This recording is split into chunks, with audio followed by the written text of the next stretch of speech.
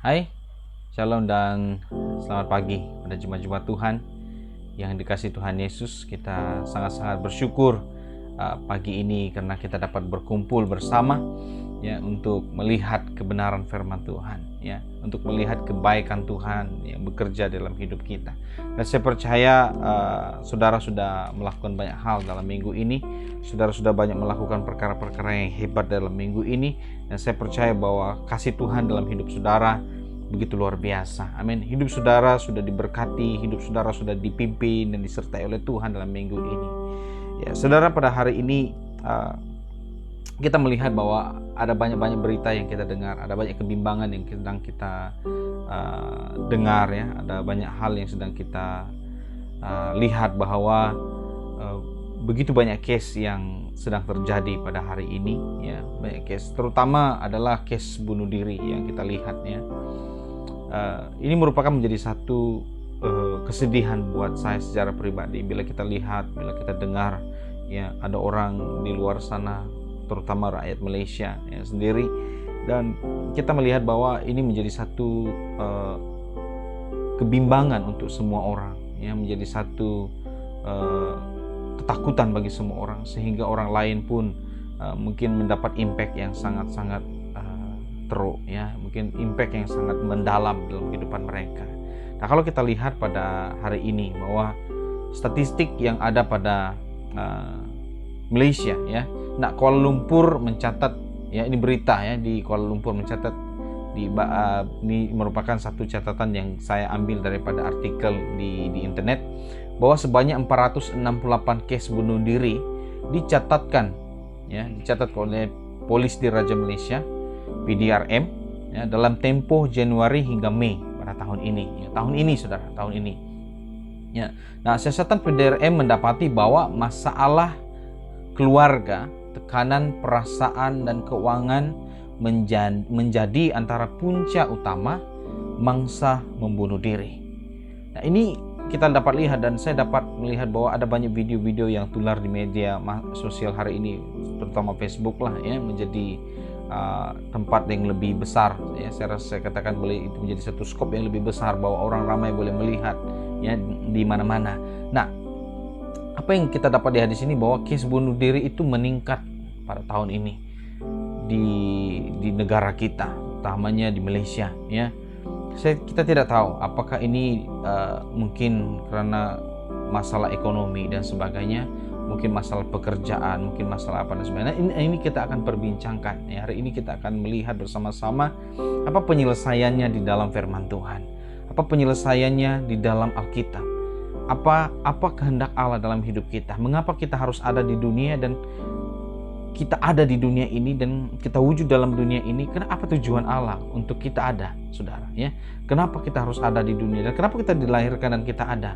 Nah, kita akan melihat ini, dan apa yang saya mau kita lihat sini sebagai adalah pandangan kita, ya, untuk sahabat-sahabat kita di luar sana, ya, mungkin juga kawan-kawan kita ataupun teman-teman kita orang Kristen, maupun yang mungkin kawan-kawan kita orang Muslim, ya, banyak case yang seperti ini mungkin ada di kalangan antara kita yang mengalami keluarga yang ada bunuh diri, ya. Nah, saudara, hari ini saya mau kita melihat, ya, bahwa kaedah, ya, yang kerap digunakan pula ialah menggantung diri, ya, yaitu 75,1%, ya, bahwa penggunaan tali gantung itu banyak orang menggantung diri, ya, 75%. Itu terlalu tinggi, saudara.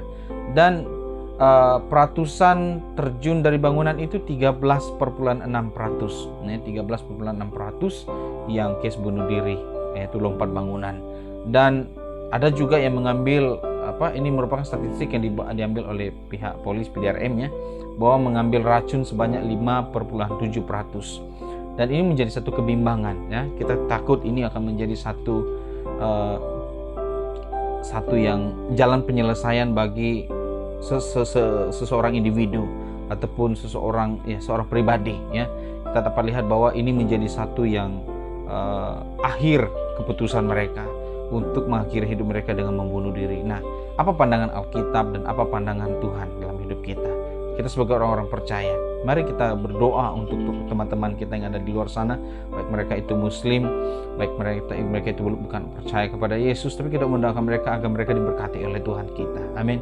Mereka diberkati dan disertai. Nah, saudara, pada hari ini saya mengambil satu tema. Saya mengambil satu tema untuk kita adalah mari datang kepada Yesus. Sama-sama dengan saya katakan, mari datang kepada Yesus.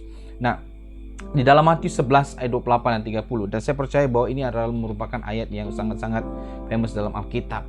Ya, ini merupakan satu ayat yang sangat populer dalam Alkitab. Tapi saya mau kita melihat bahwa betapa populernya ayat ini untuk kita gunakan sebagai kekuatan kita, sebagai pengharapan kita. Bahwa ada satu pribadi di belakang hidupmu yang saudara tidak sadar selama ini, yang sudi membantumu, yang sudi membawamu kepada posisi yang lebih baik, satu keadaan yang lebih baik. Namun apa yang harus kita buat adalah hanya percaya kepada Dia. Nah, saudara, yaitu di dalam Matius 11 ayat yang ke-28 hingga 30, firman Tuhan berkata, "Marilah kepadaku semua yang letih lesu dan berbeban berat.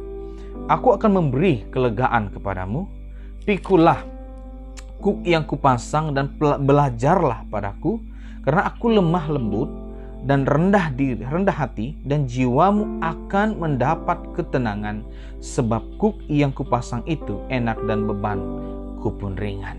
Saudara, dalam ayat ini merupakan satu ajakan Yesus Kristus, ya, ajakan Isa Al-Masih untuk kepada semua orang, bukan untuk kami saja orang percaya, tapi untuk semua orang, untuk melihat Dia sebagai Tuhan dan Juru Selamat. Bahwa Dia mengatakan bahwa marilah kepadaku yang berbeban berat. Dan saya percaya kes bunuh diri ini punya beban-beban yang berat.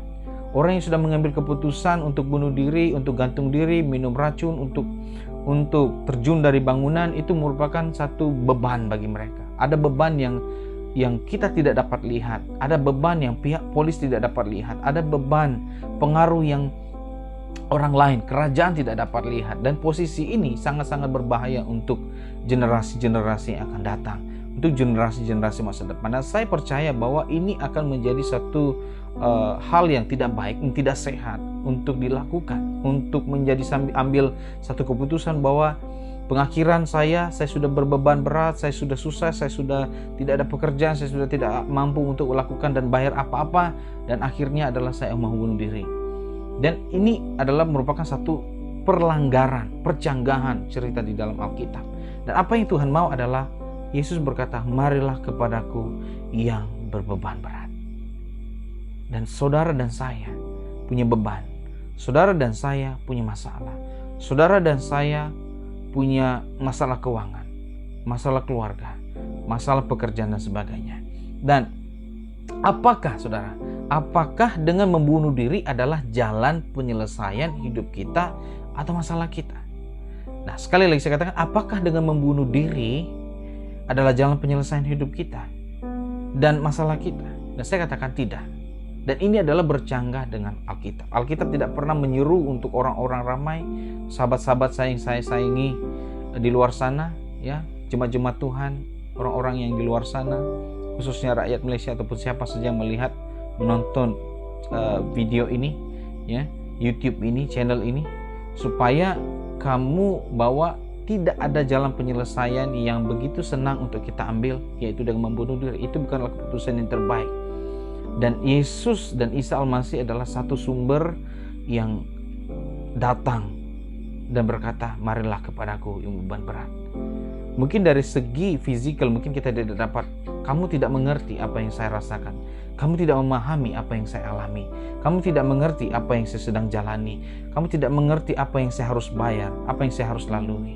Nah, secara manusia mungkin saya tidak boleh mengenal secara pribadi setiap individu yang mengalami beban berat. Mungkin secara pribadi saya tidak boleh tahu siapa saudara dan apa keadaan yang kamu alami. Tapi ketahuilah, ada satu pribadi yang diberikan kepada dunia,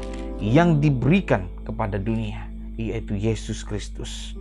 Bahwa Dia telah diberikan kuasa dari surga dan di bumi.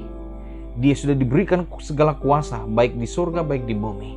Dan Dia punya berkat, Dia punya pekerjaan yang hebat, Dia punya jalan penyelesaian yang luar biasa. Dialah penyembuh orang buta, Dialah penyembuh orang-orang yang bongkok, orang yang berlumpuh, orang yang sakit, orang yang mati dibangkitkan.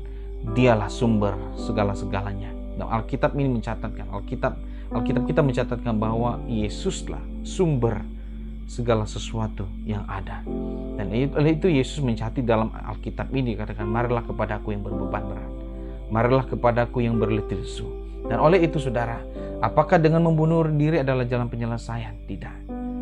Bagaimana? Bagi orang yang percaya Kristus Yesus adalah Tuhan, yang pertama saya mau kongsikan kepada saudara, yang saudara harus tahu, ada dua yang saya akan kongsikan. Yang pertama adalah saudara harus tahu posisi kita di mana. Yaitu pertama sekali kita harus mengetahui bahwa membunuh diri adalah dosa. Kenapa saya katakan dosa? Kenapa itu adalah dosa? Sebab kita bertindak sebagai Tuhan untuk menghabiskan hidup kita, menghabisi hidup kita, menyelesaikan hidup kita dengan membunuh diri. Dan kenapa saya katakan dosa? Kita beranggapan bahwa diri kita adalah Tuhan, dan kita berkata bahwa inilah jalannya. Dan kita sudah menganggap diri kita adalah sebagai Tuhan, bertindak sebagai Tuhan untuk menghabisi nyawa kita, atau menghabisi nyawa seseorang. Bukankah ajal maut itu adalah di tangan Tuhan? Tuhan yang menentukan siapa yang harus mati dan siapa harus tidak. Tapi bila kita bertindak untuk menghabiskan nyawa kita, seolah-olah kita sudah melupakan Tuhan yang sumber segala sesuatu, yaitu Yesus Kristus. Isa Al-Masih adalah juru selamat kita.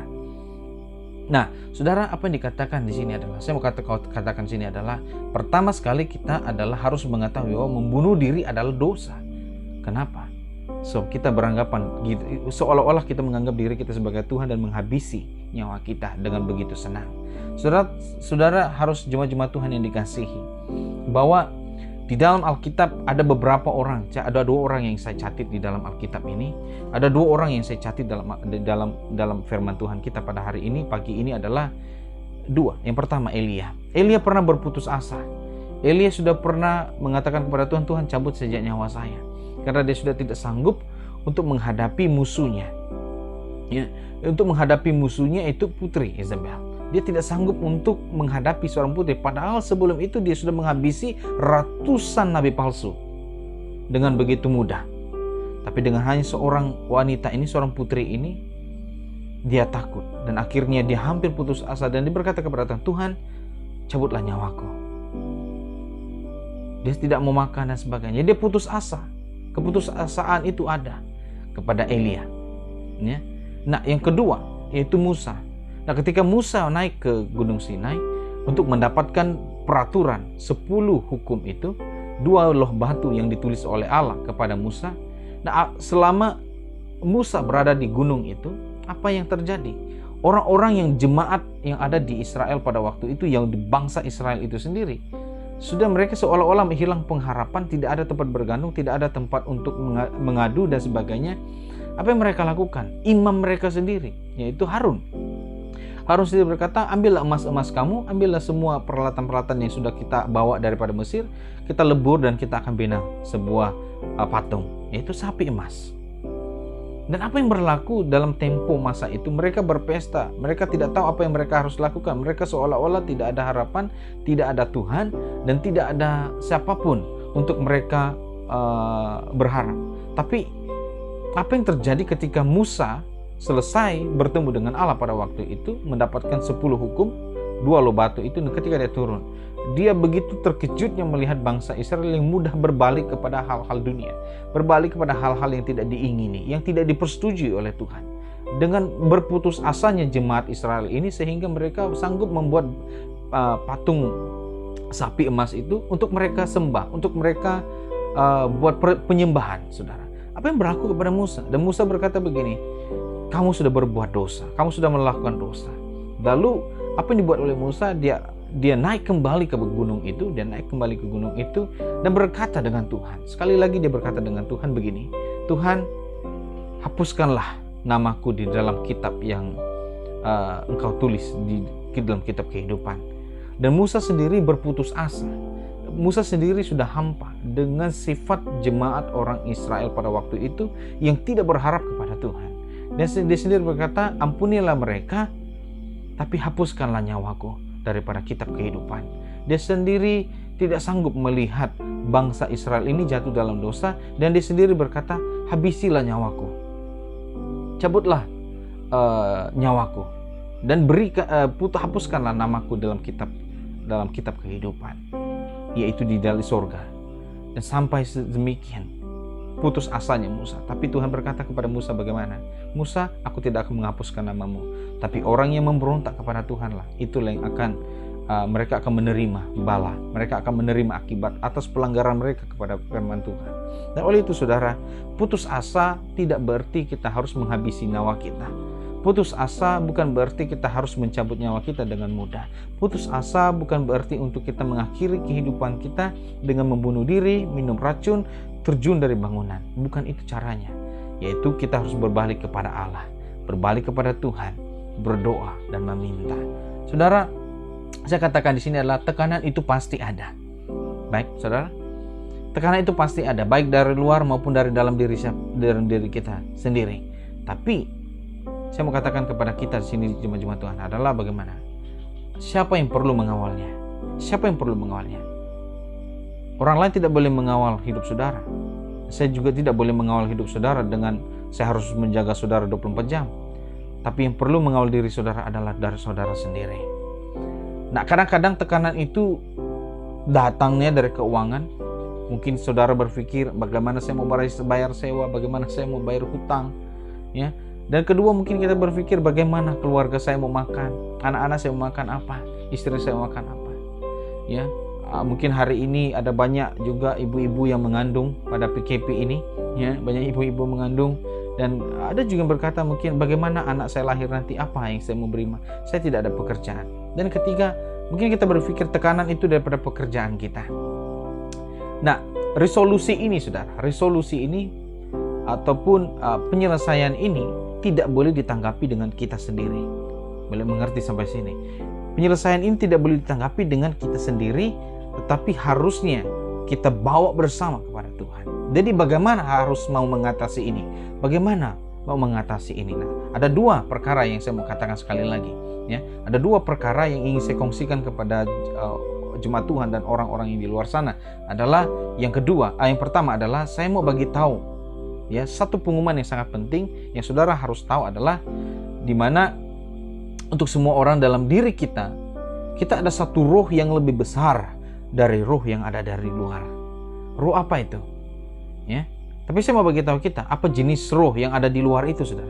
Apa jenis roh yang ada di luar? Nah, jenis roh yang ada di luar itu adalah yang di luar dari Tuhan, di luar daripada kepercayaan kita kepada Allah. Yang pertama adalah roh ketakutan. Dan roh ketakutan ini membawa kita untuk berada di dalam posisi stres, depresi, ketakutan, takut untuk menghadapi keadaan, takut untuk ini dan itu dan sebagainya. Dan roh yang dari luar itu yang saya mau jelaskan terlebih dahulu adalah roh bunuh diri. Dan ini ada timbul sampai sudah depresi, mulailah untuk ambil keputusan untuk bunuh diri. Nah, roh ini bukanlah roh yang ada daripada Allah. Ini adalah roh daripada luar. Maksudnya ada iblis, ada roh jahat yang sedang membisik kepada saudara, akhiri saja hidupmu, bunuh diri saja. Selain daripada roh ketakutan, roh bunuh diri, roh seks juga ada, roh seks bebas. Ya, hari ini timbul isu-isu yang lain. Ada banyak LGBT yang muncul di dalam dunia ini, bukan saya di luar negara, Malaysia sendiri juga menghadapinya. Ya, roh seks bebas, roh pemberontak, roh cabul, dan roh mulut kotor, dan lain-lain. Ada pokoknya saudara, asal itu berunsur keganasan, berunsur kejahatan, berunsur niat-niat yang tidak baik, itu adalah roh yang dari luar. Maksudnya roh yang bukan dari Allah. Bukan roh daripada Allah, tapi roh yang daripada luar yang membawa saudara untuk jauh daripada firman Tuhan. Nah, yang saya mau katakan adalah apakah yang besar itu? Ini saya katakan tadi, ada roh yang besar. Roh apakah itu, saudara? Nah, roh yang besar itu adalah Roh Kudus, yaitu roh Allah, Yesus Kristus yang dijanjikan sebagai penolong. Ya, yang dijanjikan sebagai penolong kepada kita. Nah, saya petik ini, 1 Yohanes 4 ayat yang keempat, firman Tuhan berkata begini, kamu berasal dari Allah anak-anakku, dan kamu telah mengalahkan nabi-nabi palsu itu. Sebab roh yang ada di dalam kamu lebih besar daripada roh yang ada di dalam dunia. Ketahui status yang pertama Tuhan letakkan dalam hidup kita. Kenapa kita harus ada di dunia? Kenapa kita harus lahir? Kenapa kita diwujudkan ke dalam dunia ini? Kenapa kita harus mengalami masalah? Kenapa kita harus mengalami tantangan? Kenapa kita harus mengalami cabaran? Mengapa kita harus mengalami tekanan dan sebagainya? Cobaan dan sebagainya, kesusahan, kemiskinan. Kenapa?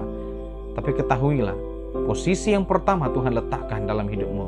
Engkau dan saya adalah anak-anak Tuhan. Yang setuju katakan amin. Engkau adalah anak-anak Kristus yang sudah diberikan di dunia ini untuk tetap kuat dan tetap bertahan. Status inilah yang membuatkan saya dan jemaat-jemaat lain harus bertahan. Saya hari ini juga mengalami kesusahan. Saya juga masih mengalami manusia yang biasa. Saya juga pandai haus, saya juga pandai lapar. Saya juga pandai menginginkan sesuatu yang baik. Saya juga menginginkan sesuatu untuk makan yang lebih baik, untuk mengalami kehidupan yang lebih baik. Tapi apakah dengan semua itu akan memuaskan saya? Tidak. Dan saya harus bersyukur karena saya ada hari ini, karena Allah izinkan saya ada hari ini.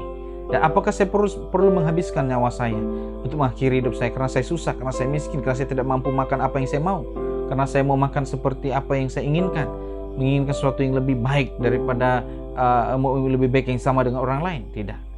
Jadi oleh itu saudara, saya mengatakan pada kita hari ini adalah bahwa roh yang besar itu adalah Roh Kudus Tuhan yang memimpin saudara dan saya, yang membawa saudara dan saya untuk menikmati kehidupan yang lebih baik. Ketahuilah, roh yang ada dalammu, roh yang lebih besar, yang kuat, yang mampu melawan semua roh-roh yang ada dari luar.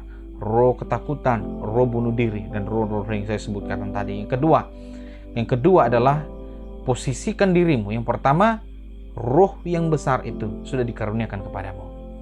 Sesuai dengan Injil, sesuai dengan kitab 1 Yohanes pasal 4 ayat yang 4. Yang kedua, posisikan dirimu di bawah kendalinya Tuhan.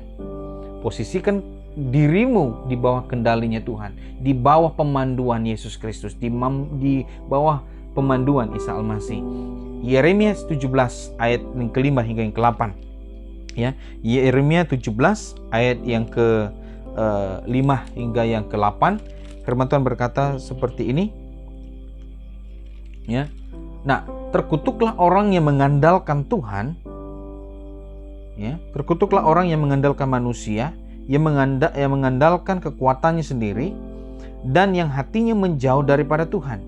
Ia akan seperti semak bulus di padang belantara.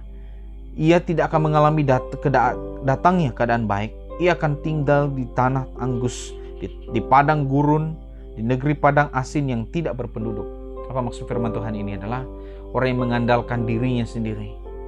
Orang yang masih berpikir bahwa selepas ini saya tidak boleh makan, saya tidak boleh minum, itu mengandalkan kekuatanmu sendiri. Engkau masih mengandalkan dirimu sendiri. Solusi perkara ini adalah engkau harus mengandalkan Tuhan dalam hidupmu. Maksudnya, bila engkau berpikir bahwa saya harus berusaha dan tidak mengandalkan Tuhan, maka bila engkau jatuh, bila engkau gagal, maka akhirnya adalah bunuh diri dan membuatkan Tuhan kecewa dengan hidup kita. So itu saya katakan yang kedua ini, yang terakhir adalah berikan dirimu dikendali oleh Tuhan Yesus, yaitu Yesus Kristus Juru Selamat, Isa Al-Masih. Dan saya dikatakan di sini kamu akan seperti semak bulus, ya, semak seperti ada di padang yang selalu film-film koboi itu yang ada kering-kering, ranting-ranting kering gitu, ya. Ya seperti itu. Dia berada di posisi seperti pokok hidup, sebenarnya dia kering, tidak ada apa-apa. Jadi engkau memerlukan Tuhan. Tetapi ayat yang ke-7 hingga yang ke-8 dia katakan, diberkatilah orang yang mengandalkan Tuhan, yang menaruh harapannya pada Tuhan. Ia akan seperti pohon yang ditanam di tepi air, yang menghambatkan akar-akarnya, merambatkan akar-akarnya ke tepi batang air, dan yang tidak mengalami datangnya panas terik, yang daunnya tetap hijau, yang tidak khawatir dalam tahun kering, dan yang tidak akan berhenti menghasilkan buah. Di mana kita mau, saudara? Orang yang mengandalkan Tuhan akan mengalami berkat Allah, akan mengalami janji-janji Tuhan. Dan yang kedua, yang terakhir saya mau kasihkan kepada saudara adalah berkat dan masa depan di dalam tangan Tuhan. Bila engkau memposisikan dirimu di bawah kendalinya Tuhan, berkat dan masa depan ada dalam tangan Tuhan buat saudara dan saudara yang dikasihi Tuhan Yesus. Yeremia 29 ayat 11 hingga 14. Firman Tuhan berbunyi, sebab aku ini mengetahui, yaitu Yesus, yaitu Allah, rancangan-rancangan yang ada padaku mengenai kamu, demikianlah firman Tuhan, yaitu rancangan damai sejahtera dan bukan rancangan kecelakaan, untuk memberikan kepadamu hari depan yang penuh harapan. Dan apabila kamu berseru dalam doa, kamu datang berdoa kepadaku, maka aku akan mendengarkan kamu. Bila kamu mencari aku, kamu akan menemukan aku. Bila kamu menanyakan aku dengan segenap hati, aku akan menemukan kamu. Demikianlah firman Tuhan, dan aku akan memulihkan keadaanmu. Saudara, posisi kita, saya tidak tahu hari esok saya masih hidup atau tidak. Posisi saya adalah hari ini saya senang, esok saya miskin, saya tidak tahu. Apakah esok saya boleh makan atau tidak tahu? Saya tidak tahu. Apakah besok saya boleh bernafas atau saya tidak tahu. Apakah besok saya boleh bangun dan menikmati dunia hari esok? Saya tidak tahu. Tapi yang saya tahu, rancangan dan masa depan ada dalam tangan Tuhan kami, dalam Tuhan kita, Yesus Kristus. Oleh itu, jangan pernah putus asa, jangan terlalu depresi. So, itu saya katakan, Yesus berkata, marilah kepadaku yang berbeban berat dan letih lesu, akan memberikan kelegaan kepadamu. Artinya, hanya pada Tuhan kau bersandar dan berharap, engkau akan mendapat kelegaan. Kelegaan seperti apa? Kelegaan secara rohanimu. Engkau akan disegarkan dan dikuatkan. Jadi oleh itu saudara, pada pagi ini kita mau bersyukur. Karena apapun keadaan kita hari ini, saya mau katakan kepada kita semua adalah tetap percaya kepada Tuhan dalam apapun situasi. Amin saudara. Oleh itu marilah marilah untuk datang kepada Yesus dan ambil Dia sebagai Tuhan dan Juru Selamatmu. Tuhan Yesus memberkati.